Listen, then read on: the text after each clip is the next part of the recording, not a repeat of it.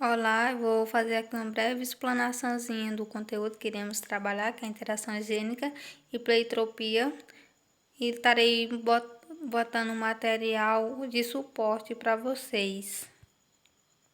Interação gênica e pleiotropia. Interação gênica é o tipo de herança no qual a expressão do fenótipo de uma característica é condicionada pela ação conjunta de dois ou mais pares de genes com segregação independente. Essa interação resulta em um efeito que difere daquele produzido por ambos individualmente. Já a pleiotropia, ela funciona de forma inversa à interação gênica. Na pleiotropia, um único par de alelos, denominado pleiotrópico, ele atua na manifestação de vários caracteres. Ou seja, na interação gênica é quando dois ou mais pares de alelos ele entram na determinação de uma mesma característica. Então, dois ou mais vão determinar uma característica. E já na pleiotropia não. Um único gene ele vai resultar em várias características.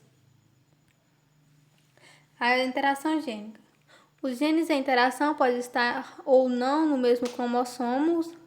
Vamos analisar aqui a causa mais simples, que é a interação de genes situados em cromossomos não homólogos, que é cromossomos diferentes. Esses genes eles vão sofrer segregação independente. Epistácia. Há vários tipos de interação gênica. Em alguns casos, um par de alelos inibe a manifestação de outros pares, que são as interações epitáxicas. Nesse caso, no cruzamento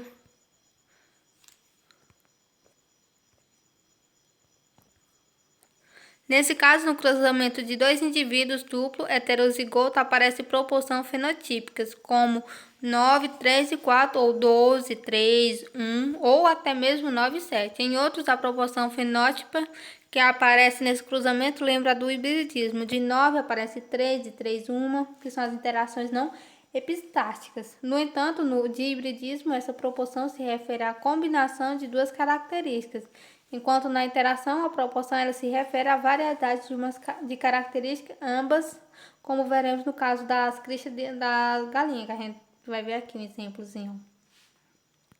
Na interação não epitástica estão seus experimentos sobre a herança da forma da crista em algumas raças de galinha. Há 4 tipos básicos da crista, que é a noz, ervilha, rosa e simples. Eles verificarão que o cruzamento entre alos e galinhas com crista rosa e com crista ervilha produzia outro tipo de crista, que eles chamaram de noz. Perceberam então que não havia dominância entre a crista rosa e a crista vermelha. A gente pode perceber aqui, ó. Os 4 tipos de crista dependem de dois pares de alelos. A presença do alelo E, que ele é dominante, que condiciona a crista da ervilha, enquanto a do alelo R, ele é dominante também, condiciona a crista rosa. Então, a gente tem esses dois genes dominantes. Então, se os dois alelos dominantes eles vão estar presentes, né? Que a gente viu que o E e o R eles são dominantes, então eles vão estar presentes. A interação gênica e a crista é do tipo nós. A ausência de ambos condiciona a crista simples. Então, quando vocês têm esses dois genes dominantes, ele vai originar a crista nós. Quando tem a ausência deles, vai originar a crista simples. As interações não epitáxicas. O traço que aparece em alguns genótipos indica que o alelo presente pode ser dominante ou recessivo e não interfere no fenótipo. A gente tem o Pzão, né, crista vermelha, temos o E, que é dominante, né, que dá a crista rosa. Na geração F1, a crista nós, que é o E e o R que são dominantes, vai dar a crista nós, E e R. Interações epitáxicas. A epistácia é um tipo de interação gênica na qual os alelos de um gene impedem a manifestação dos alelos de outro par. Os alelos inibidores eles são chamados epistáticos e os inibos hipostáticos. Aí temos os tipos de epistácia. Temos a recessiva, né? Que nesse caso os alelos eles são epitáticos, têm ação apenas quando estão em dose dupla. Como a gente vai ver no exemplo, né? A cor da pele de camundongos ele é influenciada por vários pares de alelos. De forma simplificada, o alelo dominante A ele fornece o padrão ACUT. O alelo A ele determina pelo preto uniforme, a presença de um alelo de outro gene C é condição indispensável para que se forme qualquer pigmento. Em dose dupla, o alelo C é epistático sobre A, azão e azim formam-se pelo albino. Assim, os animais azim, azim, cezim, cezim e azão, cezim, cezim, eles são albinos. Aqui no caso é epistácia recessiva, né? Cruzando dois indivíduos homozigotos, obtém-se, né, a geração F1 apenas indivíduos duplo heterozigóticos, como a gente observa aqui no exemplozinho. Ó. Pelagem acute, né? Genótipo, pelagem preto, tipo de genótipo, pelagem albina, né? Aqui a geração P, geração F1. Epistácia recessiva. Outro exemplo de epistácia recessiva é a cor do pelo do cão labrador, que pode ser preta, dourada e chocolate. Nesse caso, a interação entre dois pares de alelos, o alelo B, que é responsável por a cor preta, e o alelo Bzinho, responsável pela cor chocolate. O alelo L é essencial para o depósito de pigmento preto ou marrom, que dá o tipo chocolate no pelo. O alelo recessivo impede que esse depósito que origina o pelo dourado. Então, o cruzamento entre esses dois duplos heterozigotos, pelo preto, dá origem à proporção 9 pretos, 3 chocolate e 4 dourado. Quando você tem um cruzamento, né, você vai originar esse tipo de animal. Aqui a gente tá vendo, né, a quadrozinho, né, proporção 9 pretos para 3 chocolate e 4 dourados. Epistácia dominante.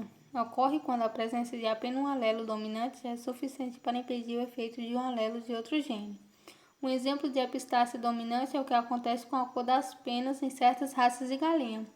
O alelo epistático 1, ele inibe a manifestação de um alelo de outro par situado em outro cromossomo. O alelo C é responsável pela produção da cor. O alelo I não tem efeito inibitório, o alelo C não produz a cor. Aqui é a epistácia dominante, né? Ó, gene C, né? Penas coloridas, gene Czinho, penas brancas, gene 1, epistácia sobre o gene C. Os tipos de fenótipos, genótipos. Herança quantitativa. Nesse caso, a interação gênica. Dois ou mais pares de alelos somam ou acumulam seus efeitos, o que permite uma série de fenótipos gradativamente diferentes entre si. Por isso é chamada herança quantitativa, multifatorial, acumulativa ou poligênica. Além disso, essas características sofrem em geral grande ação de fatores do ambiente, o que aumenta ainda mais a variação fenotípica. Isso significa que, enquanto nas características estudadas por meio havia uma variação descontínua, aqui a variação ela já faz ser contínua. Aqui alguns exemplos, né? Muitas características no ser humano, nos animais e nos vegetais, né, resultam da herança poligênica e apresentam variação contínua, por exemplo, cor da semente, do trigo, tamanho dos ovos da galinha, volume de leite produzido por vacas, cor da pele, altura e peso da espécie humana. As características extremas aparecem em frequências menores, as características intermediárias em frequências maiores. Aqui a herança da cor da pele no homem. Nesse caso, a cor da pele na espécie humana é resultante da ação de dois pares de genes, azão, azim, bezão, bezim, sem dominância, né? Dessa forma, azão e B determina a proporção da mesma quantidade do pigmento melanina. Melanina é responsável por principalmente a galha negro, moreno, tem muita melanina e possui efeito aditivo. Logo, conclui-se que deveria existir 5 tonalidades de cor na pele humana, segundo a quantidade de genes A e B, né? Que seria a pele claro, mulato médio, mulato escuro e a pele negra. Temos os tipos de genótipos, né? E os fenótipos, a gente pode observar nesse quadrozinho. Segundo esse modelo, o primeiro modelo simplificado, o indivíduo azão, bezão, tem a quantidade máxima de melanina e sua pele teria a cor denominada preta. O indivíduo azim, bezim, tem a quantidade mínima de melanina e sua pele teria a cor denominada branca. Os alelos azim e B, sim, contribuem apenas para formar uma quantidade mínima da substância. Eles não são aditivos, a ausência total de melanina é condicionada por uma mutação entre outros genes, independentemente dos genes em questão. Os indivíduos azim, bezão, bezim, azão, bezim, azim, besão tem a mesma quantidade de pigmento e sua pele teria a cor denominada pardo. Os indivíduos azim, besão, bezim, azim, bezim, só tem uma dose de pigmento e a cor de sua pele seria um pouco mais clara que a parda. E os indivíduos azão, besão, bezim e azim, besão têm 3 doses e a cor da sua pele ela seria um pouco mais escura que a parda. A gente vai ver aqui um quadro, né? Ó, mulato médio versus mulato médio. A gente vai ver o cruzamento e ver o que resulta. A gente pode observar, né, nesse quadro.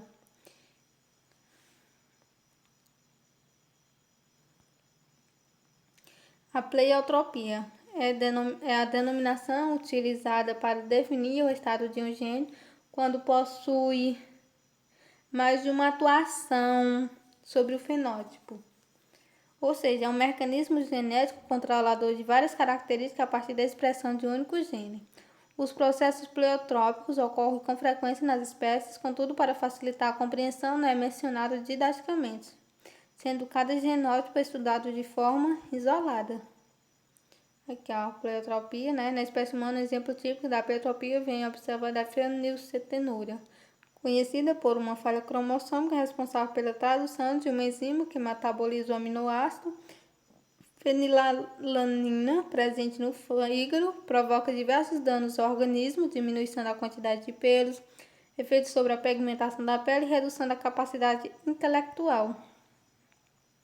Outro aspecto está relacionado à dominância gênica em algumas síndromes, síndrome de Marfan, causando deformidade ósseas, deformidade nos olhos e afecções pulmonares e cardíacas.